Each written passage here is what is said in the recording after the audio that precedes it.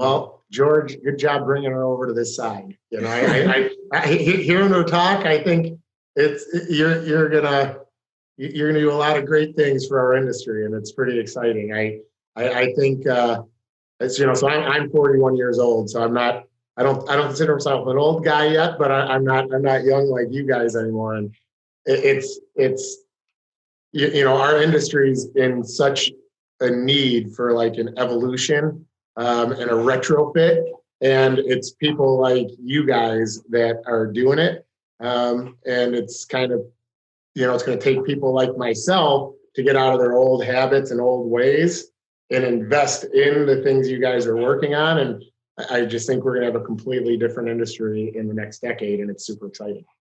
Agreed. Absolutely. Yeah. So you guys you've brought up this research study in the grant. So the first thing I wanted to kind of unravel a little bit is, how did the opportunity or the grant to do this study even come up? I think a lot of our listeners would want to know even how that happens in the first place. And then from there, we'll just get right into then, once you unwrap that a little, like just get us right into the study and how that process was and your guys' findings. Yeah, sure. So before Katie was even in Raleigh, in fact, I had already started researching landscaping through a program through my university, where they gave me an opportunity to have some small funds to travel around the state of Missouri. Reached out to commercial landscaping companies, reached out to universities, high schools, groundkeepers to figure out how do you maintain properties and what are some of your biggest challenges. Well, once Katie and I met, this was 2018, we saw that the National Science Foundation had a program called I-Corps. And with I-Corps, you're able to submit a proposal for an industry that you want to study that you believe have a pressing problem. And on the back end, you have to have demonstrated that you have technology that can impact that industry. We're given a lot of the work that had been done prior to developing robotic lawnmowers that we had done within our research lab through my PhD program. We drafted up a very competitive proposal, and we were notified that we were accepted.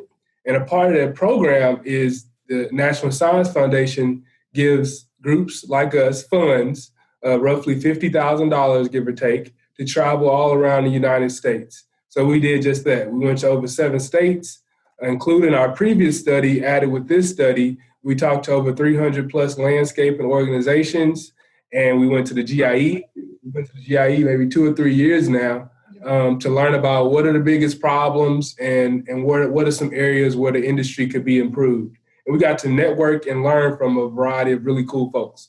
So 6 major outcomes that popped out from our study.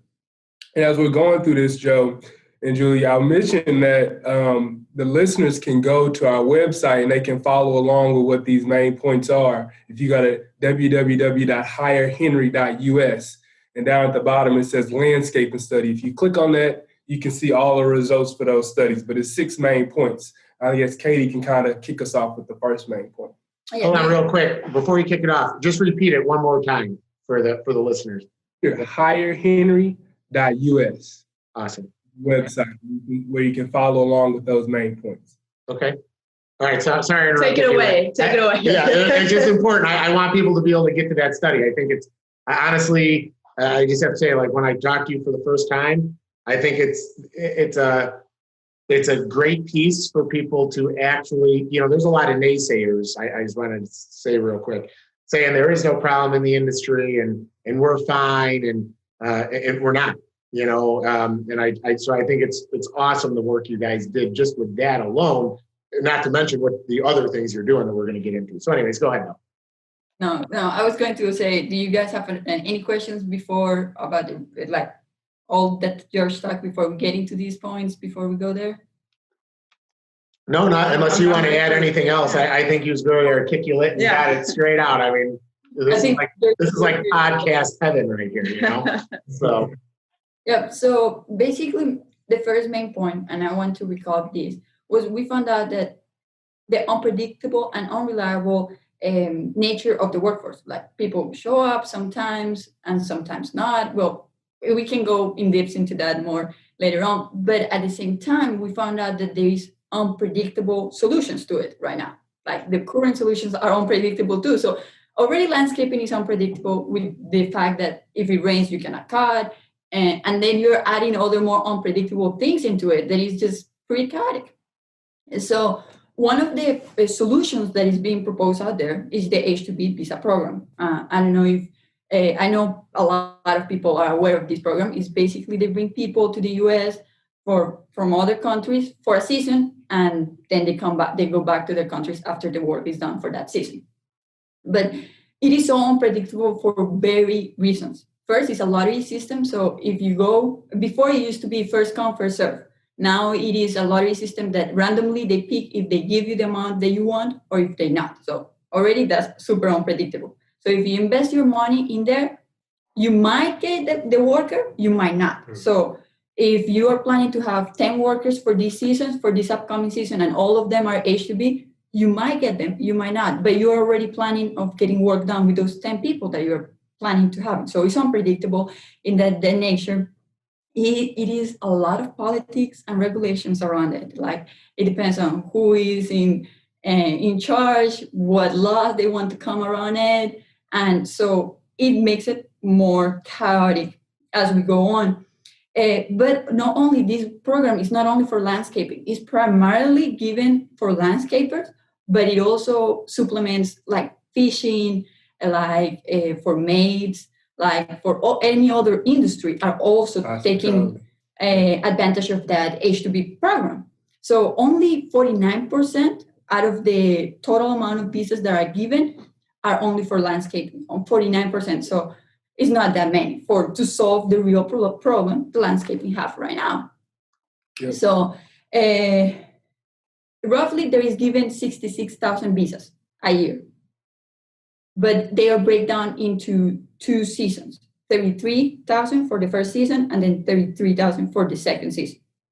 So in reality, only 33,000 can be acknowledged for landscaping because the season the worker can come to the US April 1st until September 30th, which is perfectly what landscaping season is, especially in states like Missouri, Illinois, and all around this area. But the other half is more for October 1st to March 1st.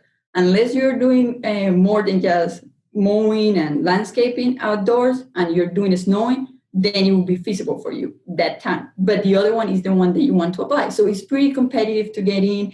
It costs a lot of money to get there, roughly just for one worker to bring it here to the US and do all the paperwork by yourself without hiring lawyers, which normally you need, is between $1,500 to $3,000 just for one worker.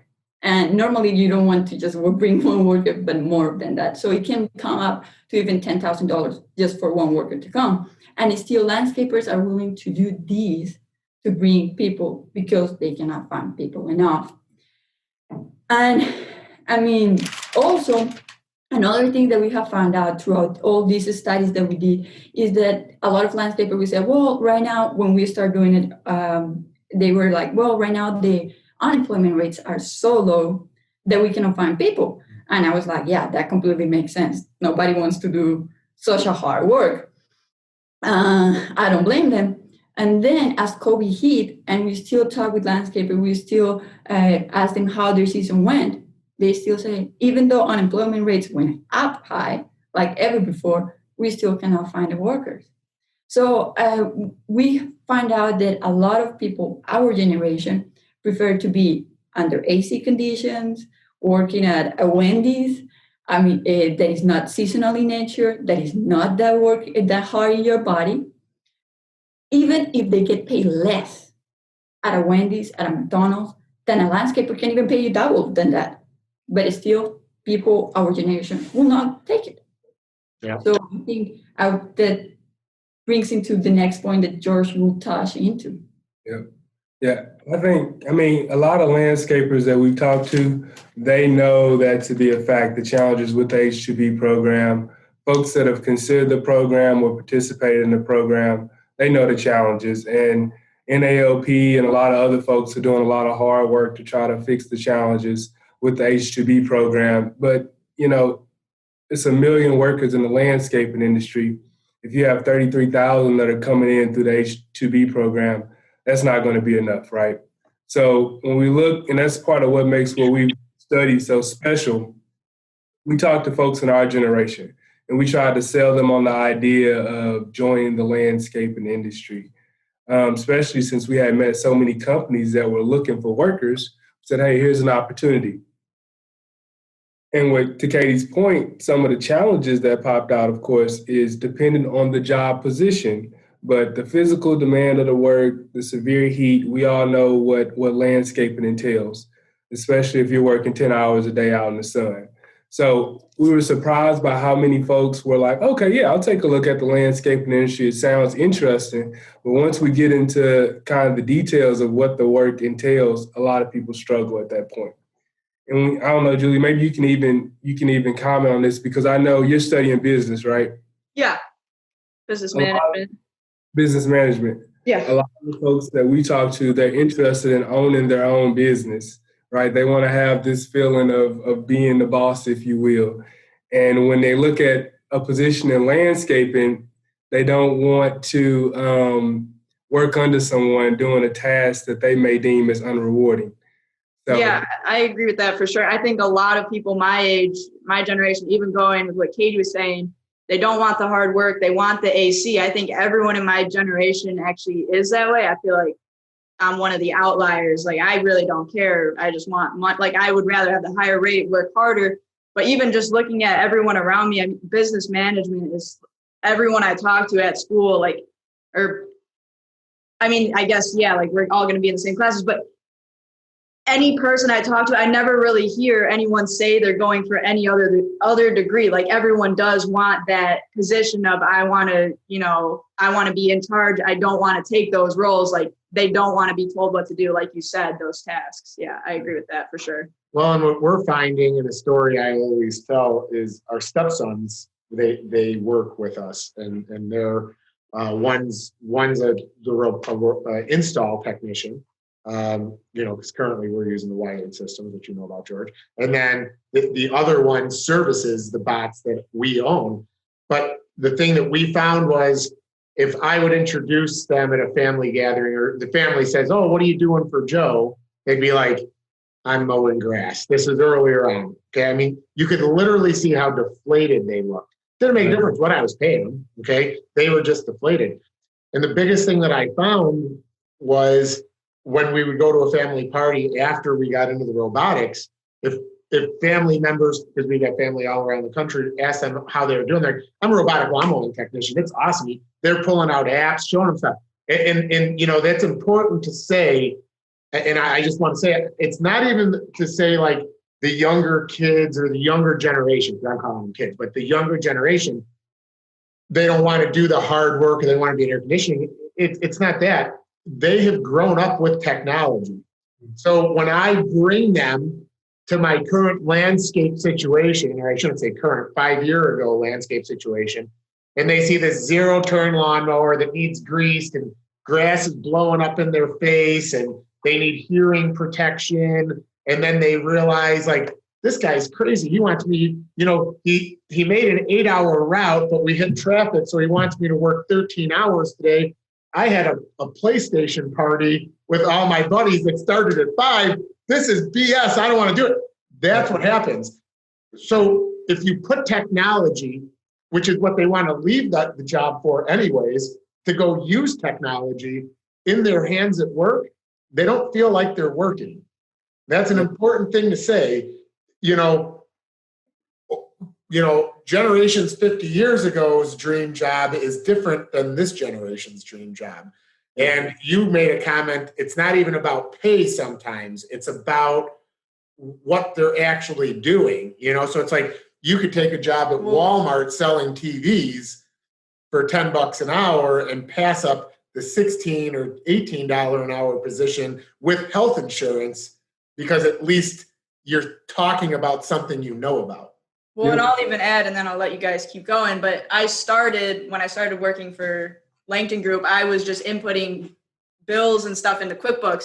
So I was in the AC and I found myself kind of doing the same thing. Oh, what do you do? I just input bills, whatever. Then I started fixing the robots. Oh, what do you do? Oh, I fix robots, but really I'm still in the AC making the same pay, but it's way cooler, like you're saying, to be like, oh, I actually fix technology. I fix robots. So I do agree with that. If you add the word robot to anything you do, It's cool. people are interested. You know what I'm saying? They're like, what? Wait, what do you mean robotic lawnmower? And that makes anybody light up. I mean, both of you laughed when I said it. I mean, it's real. I mean, this is cutting edge stuff we're dealing with right now, So anyways, Yeah, back keep to going. you guys. We're done now. People already know our story, But It's a big back and forth because I agree. And I'll challenge landscapers out there. You really want to think about when you give a position to one of your workers, what's the optics look like on their end? Like Joe, you were saying, when they're explaining this at a party, what does it sound like for them? Or is it a position where they're going to want to post it on their Snapchat or their Instagram? This is the generation where the word clout becomes very important. They want to be able to floss, if you will, or kind of show off what they got going on. So, and again, a lot of people have the labor shortage and they're very aware that they have the labor shortage challenge.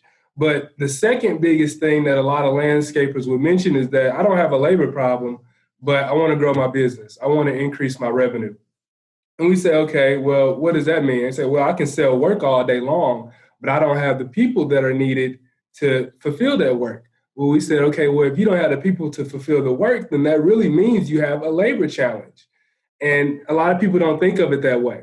But even if you don't have an immediate labor challenge, if you're trying to grow your business or you're trying to grow revenue and labor is the bottleneck, particularly if it's daily maintenance, then it may center back around how do you alleviate that challenge. We know the landscaping industry is extraordinarily fragmented. The top 50 companies make roughly 15% of the revenue. And an industry like that is wide open for a landscaping company that can leverage technology properly to grow their business. So that's one thing that we're very excited about. That's kind of the third point as we try to summarize this. Well, sorry. So I just want to add to it is, you talk about labor shortage, but okay, let's just say labor is not a problem anymore. And there's another million people now all of a sudden, for some reason, want to get in landscaping. You still have to train those people.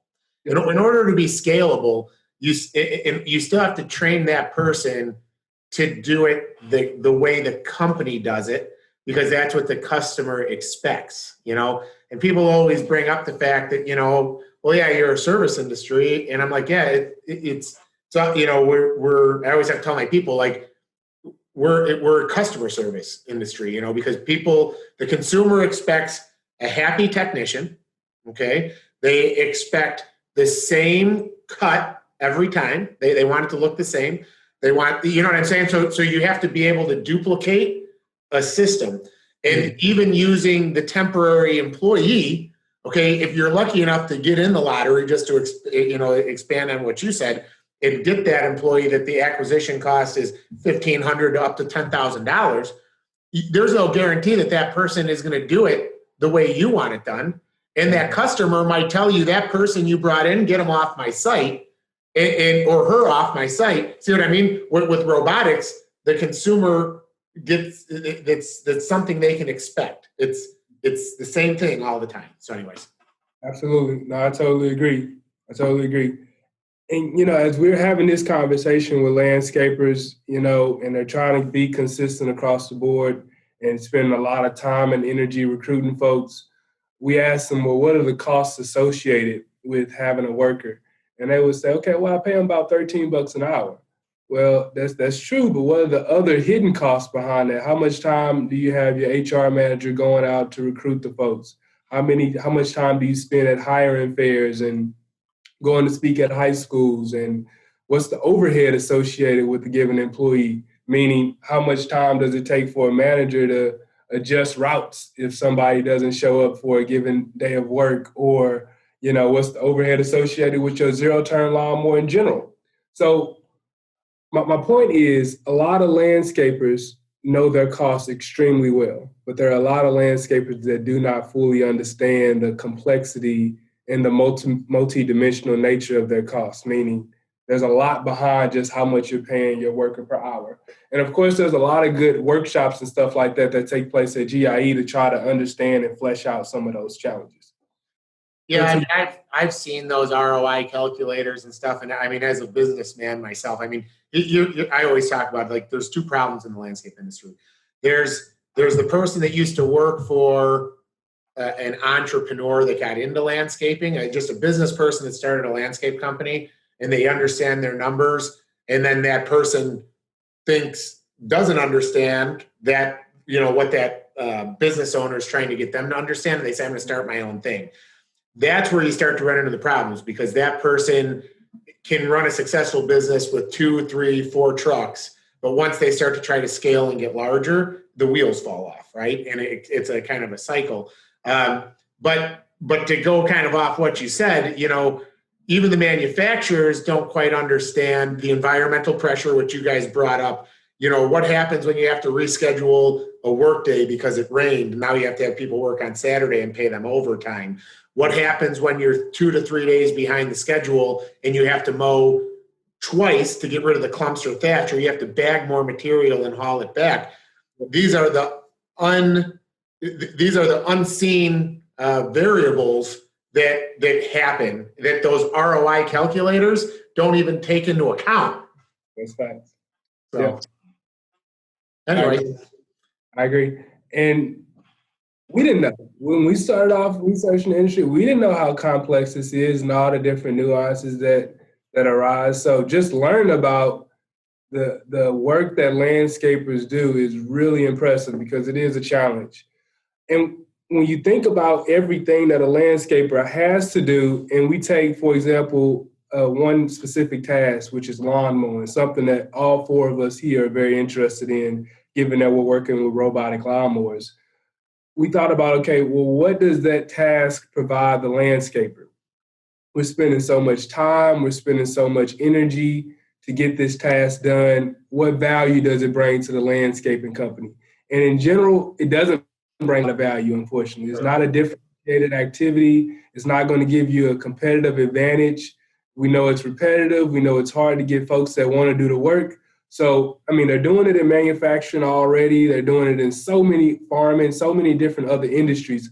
Offload the repetitive stuff and focus on the things that makes your landscaping company special. Your culture, your brand, your reputation, your horticulture, your irrigation. I can go on for 10 minutes, all the things that make your landscaping company special, but it's probably not cutting the grass. Yeah, no, I say all the time that grass cutting is the milk for the Oreo cookies, right? Like when you go into a grocery store, there's a reason the milk's at the back and the cookies are in front of you, because they want you to buy that cookie, because they might make money on the Oreos, but they're not making any money on milk. They've got to refrigerate it, they've got to keep it cold, and it's perishable, okay? Yep. But they all have it because they want to drag you through that store for the milk. That's us in landscaping. Like we all do it. We know she makes fun of me for my stupid analogies. Me out. That's all. But that's what it is. So, and you can tell I like Oreos. It's my favorite cookie. So Chips Ahoy, whatever. I'm a Chips Ahoy. You got a friend over here. She loves Oreos too. Yeah, okay, but not double stuffed, right? I like the original version. I don't like the double stuffed. The regular one, yeah. But right now they have the Christmas special. I love those ones. Okay, I'll have to try the Christmas special. I'll see how that is. So another 5 pounds later, next time you see me on the podcast. So in the study, one of the things I've been wondering is, you had to talk to a lot of landscapers, and I know you're talking to landscapers about robotics. In a percentage, and this is something I always want to know for myself, because we are very into robotics, and we do a podcast with people that are into this type of thing. But what you're seeing in general, what percentage of the industry is actually receptive to the idea when you bring it up to them? Would you guys say, in your opinion? That's a very, very good question. And, it varies so much. Folks that kicked us out the office and said, you're doing robotics? That's not a labor solution. Go. And folks that are saying, okay, I'm ready to buy it tomorrow if you can show me that it works. I would say at least 60% of the people that we talk to are open to the idea. 60% that said, okay, if you can really truly get it to work, if the cut quality's there, if it's efficient, if it's able to get the job done, we see from a business how it can take us to the next level, which we think is great. Now, would you say, because you did the study in 7 states, right? What states did you do the study in, by the way? We started off in Michigan, California, Texas, Louisiana, Louisville, Kentucky. We went to Kentucky, North Carolina, Missouri. Yep. Okay, so what state do you think had the biggest labor problem, or was it consistent? Did it not make a difference what state you were in? The findings were the same. I would say that it was pretty much the same all across the border. It was all of them like labor, and they just call it differently. They would say it in a different ways, but all they would say the same problem. And they say, and the problem they would say, we can get job every day. We can even get people to apply for our jobs. Now it's not even people not applying. It's people apply all across the border. But once, let's say I talk to 15, I will end up at the end of the season with 1, if that. Yeah. And I had to train them, I had to give them gear, all of these other things. But it was the same pretty much across the border. And we met a lot of more landscapers in the EIE from different parts of the country. And they will say the same over and over. And they say, I want to grow my business, but I don't want to deal with training. I don't want to deal with finding the people. I don't want to deal with labor costs and all the other things associated with growing my business in that regard. Yeah, one of the things that I think is interesting is never talked about is we, our company's at the size now where we had to identify, the acquisition cost to get an employee hired and trained up. And we've identified that's about $3,000 per employee. Okay. And you just said by the time you give them the gear and the training and stuff like that. And what I think is ironic is when I tell somebody they can buy a robot for a few grand, okay, they're like, that's crazy. That's a lot of money. But really, when you think about it, we spend it already just to get an employee trained up. And there's also almost zero loyalty in our industry to stay at a landscape company. So if you can find a landscaper, they'll typically leave for 10 cents an hour to go someplace else. So you'll train somebody up for $3,000 and they leave you anyways, which is something to talk about with automatic mowing also. So then going back to the study though, so in the 7 states, is there any state that's more or less receptive when you're talking to a landscaper? So if the same thing is across the board, they all agree that labor shortage is the same, are there certain states that seem more willing to adapt the automation versus others? Have you seen anything like that, or is the answer the same as equal? I don't think there's a particular state that's more interested than others. But I will say is, especially in the early days, we didn't just talk to commercial landscapers. We talked to high school groundskeepers. We talked to university groundskeepers. And universities, a lot of them are very open to the idea of looking at different type of robotics in their space. And, that's a great opportunity for commercial landscapers to step in and say, hey, let me partner with your university and provide these robotic lawnmowers, because no matter who embraces robotic lawnmowers, it is going to require a shift in thinking as to how your business or your department operates. So for landscapers to be able to offer that service, they want the green piece, we all know that, and they want the efficiency piece, especially with everything that's going on with COVID. A lot of university budgets are getting slashed, and they have limits on the number of folks that they can hire within different departments. So my point is, universities, college campuses, they seem very receptive to the idea. And a lot of college campuses already outsource their mowing. Landscapers out there know that. Yep.